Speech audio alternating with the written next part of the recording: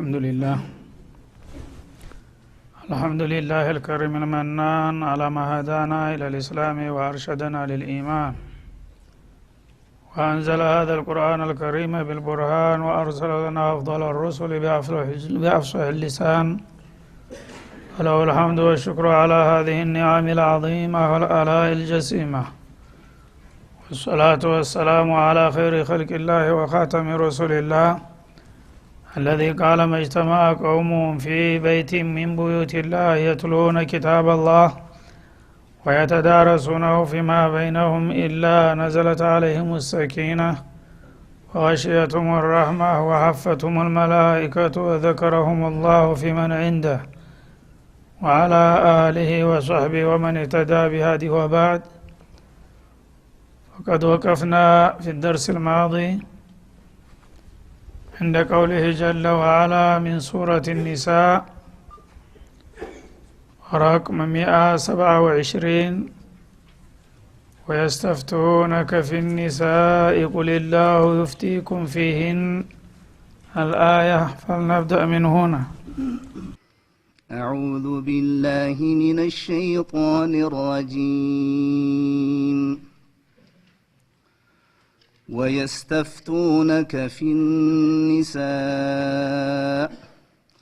قل الله يفتيكم فيهن وما يتلى عليكم في الكتاب في يتامى النساء اللاتي لا تؤتونهن ما كتب لهن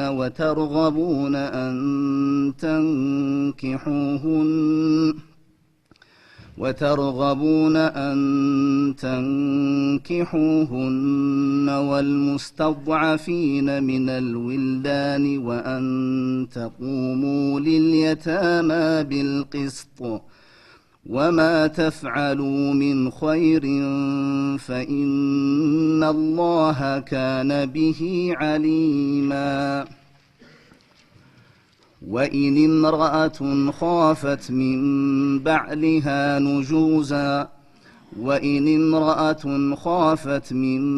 بعلها نشوزا أو إعراضا فلا جناح عليهما أن يصلحا بينهما صلحا، والصلح خير.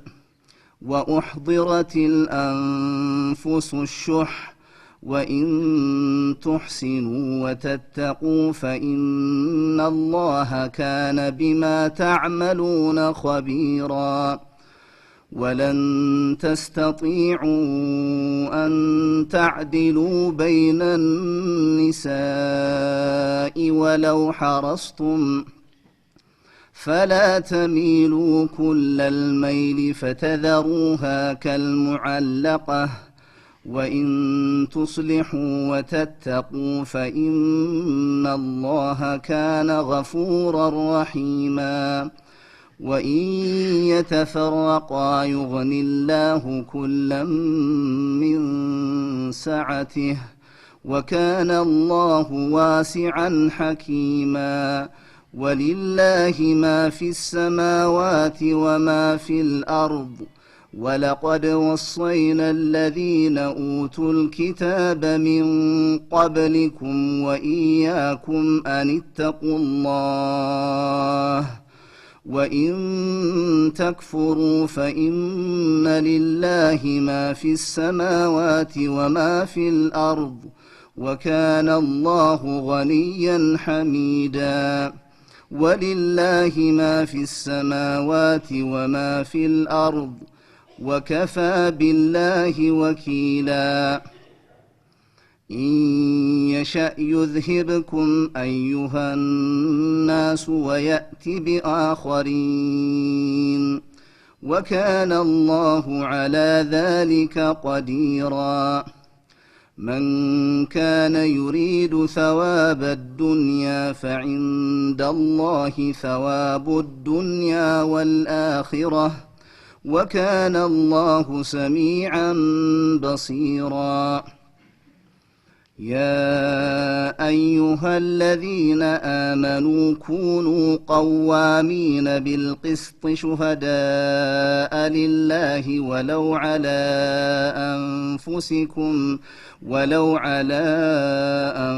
أنفسكم أو الوالدين والأقربين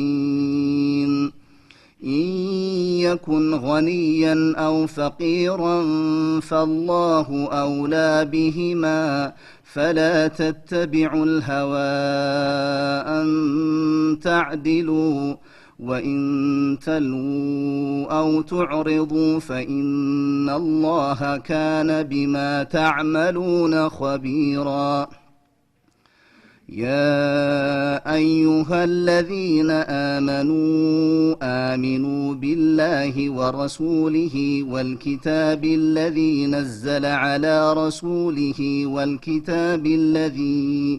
والكتاب الذي أنزل من قبل ومن يكفر بالله وملائكته وكتبه ورسله واليوم الآخر فقد ضل ضلالا بعيدا إن الذين آمنوا ثم كفروا ثم آمنوا ثم كفروا ثم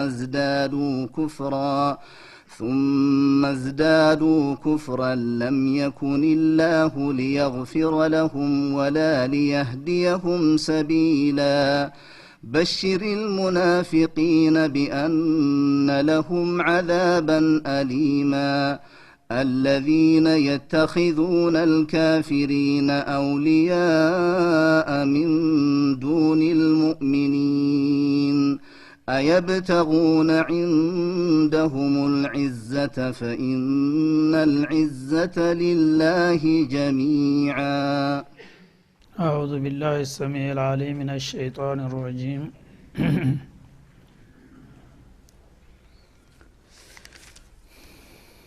يقول الله سبحانه وتعالى محذرا ومؤكدا في أمور المسلمين عموما وفي النساء خصوصا ويستفتونك في النساء ይህች ሱራ በመሰረቱ ስሟ ሱረቱ ኒሳ በመባል ትታወቃለች። በመሆኑም የሴቶችን ሁቁቅ የሴቶችን ሽኡን በአጠቃላይ ተመነሻ እስከ መድረሻው በየጣልቃው እንኳ የተለያዩ ነገሮችን ብታገባም ዋናው ትኩረቷ በሴቶች ጉዳይ ላይ ነው እና የሴቶች ጉዳይ በጃሂልያ ጊዜ በጣም አሳዛኝ በመሆን ነበርና ያንን የነበረባቸውን ጫና ለማንሳትና ለማቅለል የተለያዩ እርምጃ የተወሰደው በዚህ ሱራ ውስጥ ነው። እንዲሁም ሱረቱ ኒሳ ሱግራ የምትባላለች በተጨማሪ ሱረቱ ተህሪም አጠገብ ያለችው ሱረቱ ጦላቅ በመባል የምትታወቀው ሱረቱ ኒሳ ሱግራ ይህችኛዋ ደግሞ ሱረቱ ኒሳ አልኩብራ ይባላል። ስለዚህ የሴቶች ሁለት ራሱን የቻለ በስማቸው የታወቁ ሱራዎች አሏቸው ማለት ነው። በሌሎችም ሱራዎች በየጣልቃው ይነሳል ጉዳያቸው፣ ግን አላህ ልዩ ትኩረት ከመስጠቱ የተነሳ በስማቸው የሚታወቁ ሱራዎችን አስቀምጧል ማለት ነው። ሱረቱ ሪጃል የሚባል ግን የለም። እንዴት ነው? እሺ፣ ስለዚህ ሁቁቅ ኒሳ እያሉ ምዕራባውያንም ምስራቃውያንም የሚያናፉት ኢስላም ነው ለመጀመሪያ ጊዜ እነሱ ትዝ ሳይላቸው በሴቱ ላይ የነበረውን አፈናና ጭቆና አስወግዶ ለመጀመሪያ ጊዜ የነጽነትና የእኩልነት ብርሃን ያሳያቸው ማለት ነው። አሁን ግን እንደገና እነሱ ባለውለታ ሊሆኑና እስላምን አዙረው የሴቶች ጥላት አድርገው ሊስሉት ይሞክራሉ። ይህም ምንድነው? እነሱ እንደፈለጉ በአሁኑ ጊዜ የተለያዩ መሳሪያዎች ስላሏቸው በፕሮፓጋንዳ ያልሆነውን ነገር ሆኗል ብለው ታናፉ፣ ሁሉም ይሰማል ይቀበላል። ስለዚህ ተገላቢጦች ነው የሚናገሩት ያሉት ማለት ነው። አላህ ግን በሴቶች ጉዳይ በእስላም ከፍተኛ ቦታ የሰጣቸው እሱ መሆኑ የማይካድ ጉዳይ ነው ማለት ነው። ግን ሙስሊም ተብየዎቹም ራሳቸው ዲናቸውን ስለረሱና ስለጣሉ ተጠላቶቻቸው ነው አፋቸውን ከፍተው የሚያዳምጡት እነሱ ዘንድ ያለው የጌታቸው ቃል መመሪያ እያለ አያውቁትም ስለማያውቁት ይልቁንስ እኛ እንንገራችሁ ብለው በተቃራኒው ጥላቶቻቸው ናቸው የሚያስተምራቸው ዲናቸውን እንዲጠሉና በማንነታቸው እንዳፍሩ እና ወይስተፍቱነከ ፊኒሳእ ኢላን በሴቶች ጉዳይ ሰዎች ደጋግመው ጥያቄ ይጠይቁሃል ይላል ነብዩ አለይሂ ሰላቱ ወሰለም ሴቶች ጉዳይ ከዛ በፊት በጣም የተረሳና አዚግ ባማይባል ነበር ግን አላህ Subhanahu Wa Ta'ala በቁርአን የተለያዩ ሁቁቆችን እንዲከበሩ ሲያዝ ሴቶችም ለመሆኑ ሰው ናቸው እንደ የሚል ጥያቄ እየተነሳ በዚህ ዙሪያ የተለያዩ ጥያቄዎች መምጣት ጀመሩ ማለት ወደ ነብዩ ያኔ አላህ Subhanahu Wa Ta'ala ይሄ ጥያቄ ደጋግሞ እንደሚመጣላቸውና በዚህ ዙሪያ ደግሞ አስፈላጊውን ማብራሪያ እንደሚሰጥ አሁንም እንደገና ያተኩርበታል ማለት ነው ወይስተፍቱነከ ፊኒሳእ አዩሃ ነብይ ተነብዩ ሆይ በሴቶች ጉዳይ እነዚህ ሰዎች ይጠይቁሃል ጥያቄዎች ስለዚህ ጥያቄዎችን ባነሳቸው ቁጥር እስከ መጨረሻው ድረስ መልስ ይሰጣቸዋል በላቸው ቁልላሁ ይፍቲኩም ፊሂን እና በሴቶች ዙሪያ በመታነሱት ጥያቄ አላህ ረብል ዓለሚን ነው መልሱን የሚሰጣችሁ እኔ ሳልሆን በላቸው ይላል ምን ያህል ትኩረት እንደሰጠው ማለት ነው ጥያቄ ይመጣልሃል የመጣውን ጥያቄ ተቀበል ካስተናግድ ብሎ ሐላፊነት ሳይሆን የሰጠው እኔ ራሴ ስለዚህ ጉዳይ ለሚነሳው ጥያቄ ሁሉ መልስ ለመስጠት ዝግጁ መሆኔን ንገራቸው ነው የሚለው ማለት ነው እና ቁልላሁ ዐዘ ወጀል ይፍቲኩም ፊሂን አላህ በዚህ ጉዳይ እስከ መጨረሻው ድረስ መልስ ይሰጣችኋል ፈለጋችሁትን ጥያቄ አምጡ ጌታ መልስ እንደሚሰጣችሁ ነው ብለህ ንገራቸው ይላል ወማ ዩትላ አለይኩም ፊል ኪታብ እንዲሁም በኪታቡ ታውን ቀደም በዚህ ጉዳይ ወርዶ ስለ ሴቶች ሹኡን የሚነበበውና በመሐከላችሁ የሚገኘው የቁርአን አንቀጽም አስፈላጊውን መልስ ሰጥቷችኋል አሁንም ካስፈለገ ደግሞ እንጨምርበታለን በላቸው ማለት ነው ነው ማዩትላ አለይኩም የሚለው እዚሁ ሱራ መግባ ላይ የተጠቀሰውን አያት እንደገና ማጠናከሩ ነው ማለት ነው ሱራው መግቢያ ላይ ወአቱል የታማ አምዋለሁም በሚል ነበር የጀመረው መጀመሪያ አላህ Subhanahu Wa Ta'ala አባቶቻቸው የሞቱባቸውና ሐላፊ አልባ የሆኑትን ሴት ልጆች የበለጠ ይጨቁኗቸውና ገንዘባቸውን ይቀሟቸው ውርስ የሚከለክሏቸው ስለነበረ ወአቱል የታማ አምዋለሁም ይላል እና አባት የሌላቸውን ሴቶች ወንዶችም ሆነ ህፃናትን በሙሉ ሐቃቸውን ስጧቸው ወላ ተተበደሉ الخبيث بالطيب እንኳን በቀጥታ መቀማትና መንፈግ ይቅርና በጃዙር የነሱን ምርጥ የሆነው ንቃ በእናንተ በደካማውና በርካሹ ቃ እንዳትለውጡባቸው ይልና ቀጥሎ ደግሞ ባለው በሁለተኛ ቁጥር ወይን ኺፍቱም አላ ትቅሲጡ ፊል የታማ ስለይሄ ነው በየቲሞች ጉዳይ እናንተ ፍትህን የማታከብሩ መሆናችሁን ካወቃችሁ ወይም ከሰጋችሁ ፈንኪሁ ማጧበለኩም ምን النساء የቲም የሆኑትን ሴቶች ያላግባብ ማግባቱን ትታችሁ ከነሱ ባሻገር ያሉትን ወልይ በተሰብ ያላቸውን ብትፈልጉ አንድ ብትፈልጉ ሁለት ብትፈልጉ 3 እስከ 4 ድረስ ማግባት ትችላላችሁ የቲሞችን ግን ሰው የላቸውም ብላችሁ እንደስተዛሬ ማፈንና መጨቆን ይብቃታውን በኋላ ታቆማላችሁ በሚል ነበር ገና ከመነሻው ላይ የጀመረው ያንን የመጀመሪያዎቹን አያቶች አትርሱ በእነሱ ጉዳይ አሁንም ቢሆን ድርድር አይኖርምና እኔ ነኝና ዋኪልና ዋቢያቸው ታውን ቀደም የወረዱት አያቶች እንደተጠበቁና እንደተከበሩ ሆኖ በዛም ላይ ደግሞ ተጨማሪ ማብራሪያ የሚያስፈልጋችሁ ከሆነ ጠይቁ ለጥያቄው ጌታ መልስ ለመስጠት ዝግጁ ነው በላቸው ይላል ማለት ወማ ይትላ አለይኩም ማለት ወማ ቱሊ አለይኩም እንደማለት ነው ታውን ቀደም ተነቦላችኋል በሴቶች ጉዳይ በተለይም በየቲሞች በቀጣም ሆነ በተዛዋሪ እነሱን እንዳታፍኑና እንዳትጨቁኑ እንዳትበዘብዙ አስጠንቅቂያችኋለሁ ያ እንዳለ ይሁን ማለት ነው ግን ወማ ቱሊ በሚል በማዲ ሳይሆን ወማ ይትላ በሙዳሪዕ ገለጸው ማለት ነው የሚነበብላችሁ ማለቱ ምንድነው አንድ ጊዜ ወርዶ አንድ ጊዜ ተነቦ የሚታለፍ አይደለም ኢላ የውሚል ቂያማ ቋሚ ሆኖ የሚነበበው አንቀጽ የሴቶችን መብት ሁሉ ጊዜም የሚያስከብር መሆኑን አትርሱ ማለቱ ነው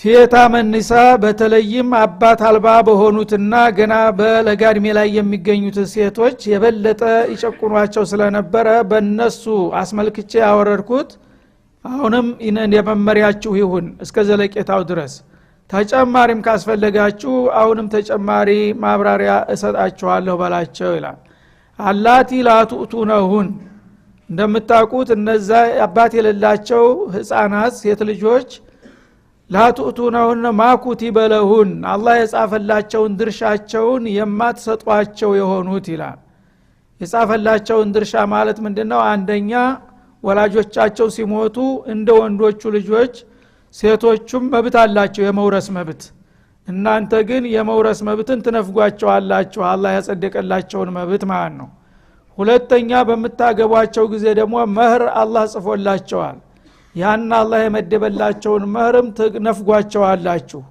እንዲህ ያደረጋችሁ በተገኘው አጋጣሚ ሁሉ ማንም ሐላፊና ዋቢ የላቸውም ብላችሁ የነሱን ሁቁቅ የምታጠፉባቸው የሆኑትን ሴቶች መብት ለማስከበር ቀደም ሲል የወረዱት አያቶች ወይ ማንቀጾች እንዳሉ ሆነው አሁንም ተጨማሪ ጥያቄና ማብራሪያ ካስፈለገ እንመለስበታለን ሲል ያረጋግጣል ማለት ነው ማኩቲበ ለሁን ማለት የውርስ ገንዘባቸውን ወይም ደግሞ የመህር እድላቸውን የማትሰጧቸው የሆኑት ወተርገቡና አንተንኪሁን ግን ምንም ነገር ሳትከፍሉ ልታገቧቸው የምትሹ የሆኑትን ሴት ልጆች በተለይ አትጨቁኑ ይላል ወልሙስተضعፊነ ሚን الولدان ሴቶች በጣም የአፈናውና የጭቆናው ሰለባ ስለሆኑ እንጂ ወንዶችም ቢሆን ከዛ የተሻሉ አይደሉም ገና ለጋድሜ ላይ ያሉ ወንዶችም እንደዚሁ የውርስ መብታቸው ይነፈግ ነበረ ማለት ነው የሚወርሰው ጉልበተኛ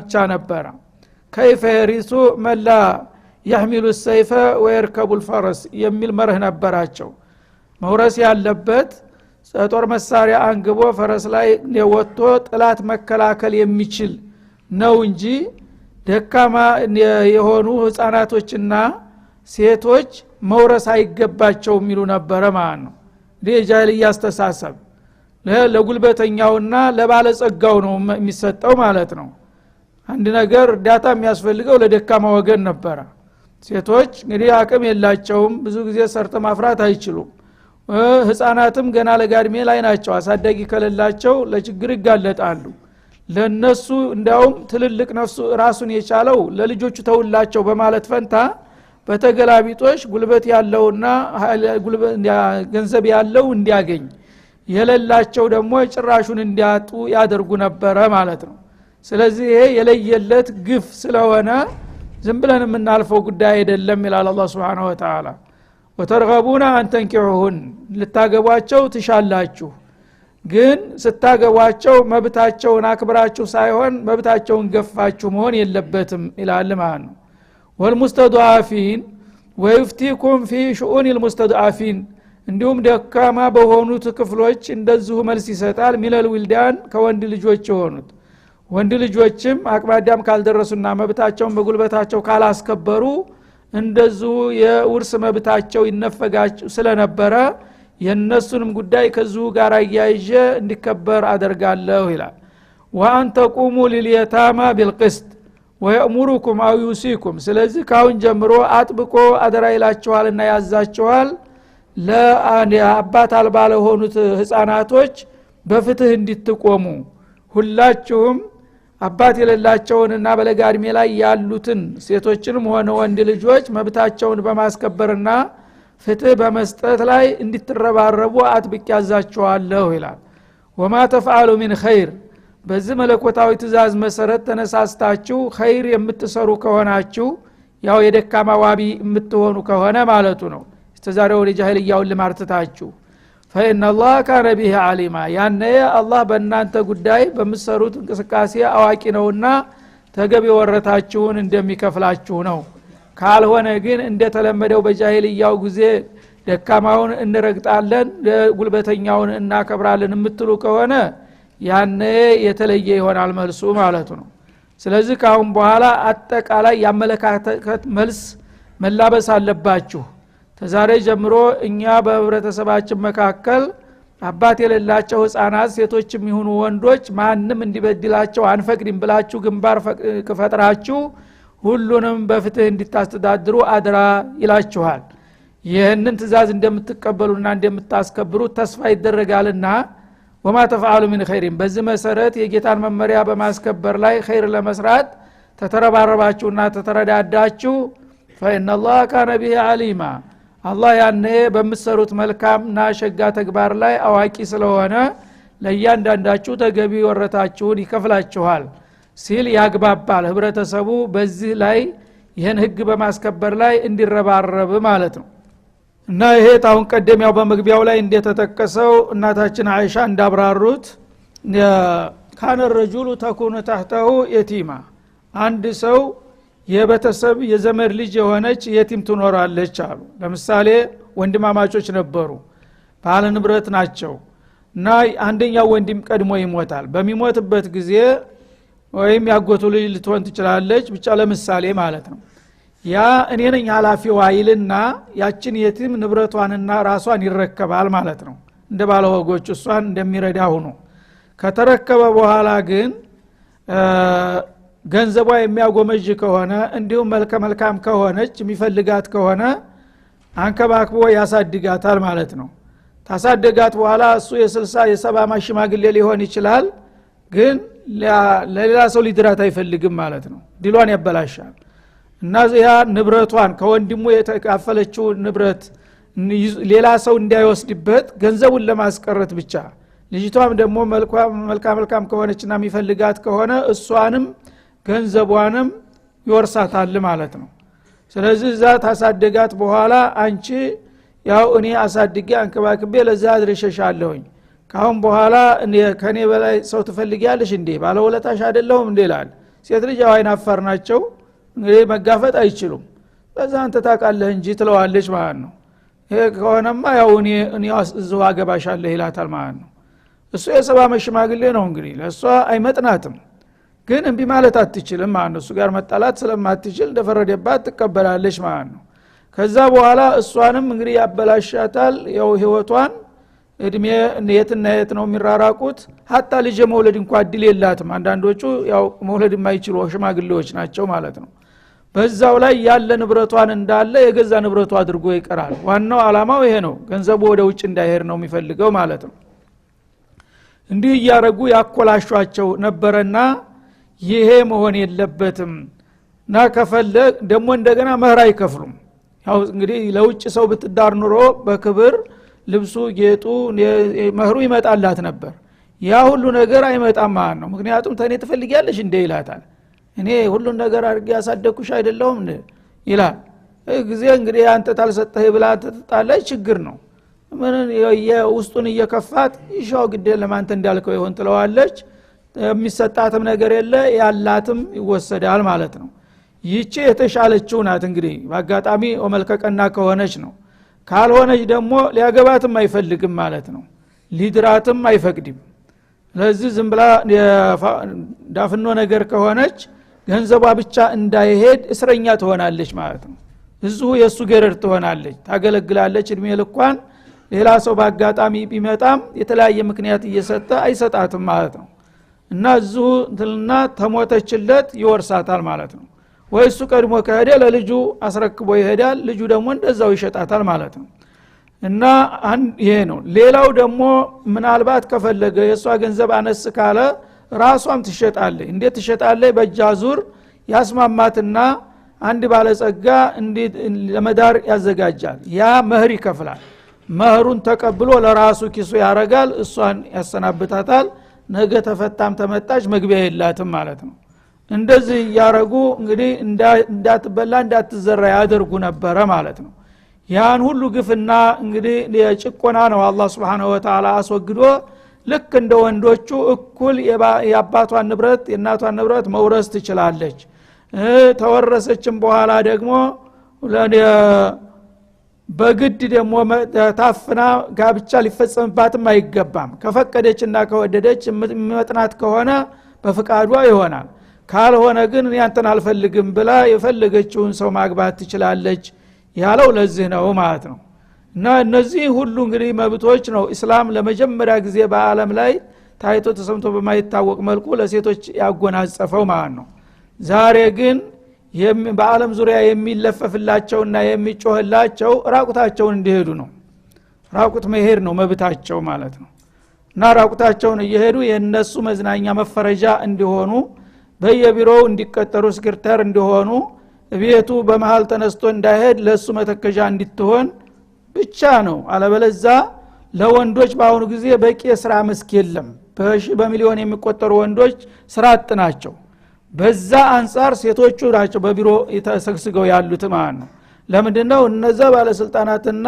ባለጸጋዎች በቤታቸው የልጅናታቸው አለ በጎናቸው ደግሞ ስራ ቦታ መተከጃ ቅምጥ ለማድረግ ነው እንጂ ለሰው ለህብረተሰቡ አዝነው ቢሆን ኑሮ አንድ ሴት ልጅ አንተ ስክርተሩስ ተቀጥራ እየሰራች አንተ ቢሮ ወንድሞቿ ግን 3-4 ወንድሞች ስራ ፈት ናቸው ለምን ወንድሞቿን አትቀጥርም እሷን ተተክ ለምን ፈለካት እሷንም ከተፈጥሮ መስኳ ማውጣት እንዳትከበርና በቤቷ ተቀምጣ ትዳር እንዳታገኝ ወንድሞቿም ደግሞ እድል እንዳያገኙ ነው እየተደረገ ያለው ማለት ነው ግን ብዙዎቹ ይሄ አይገባቸውም ምክንያቱም ሁሉ ነገር በእጃቸው ስለሆነ ማስሜዳው መገናኛው ሁሉ ነገር እንደፈለጉ ስለሚሸፍሩት ሁሉ ነገር በሴት ላይ ባሁኑ ጊዜ የሚፈጸመው ጉዳይ በምንም አይነት በሌላ ዓለም ታይቶ የማይታወቅ ሁኔታ ነው ያለው ማለት ነው ሴቶች እስቲ ለምሳሌ 40 አመት ካለፋት በኋላ ስለ ሴት 40 አመት ያለፋትን ሴት